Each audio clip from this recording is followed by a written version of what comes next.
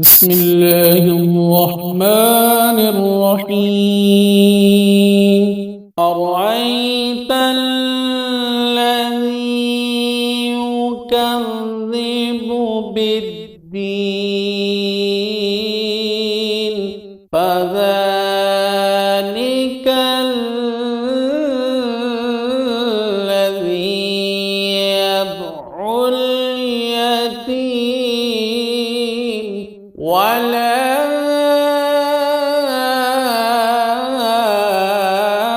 يحض على طعام المسكين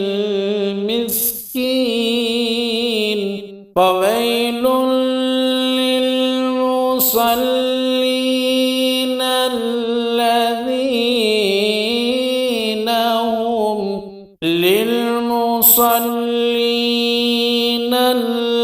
الذين هم عن صلاتهم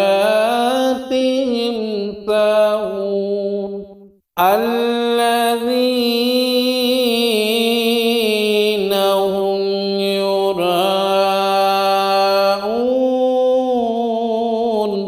الذين هم يراءون ويمنعون الماعون. آمنت بالله صدق الله العظيم.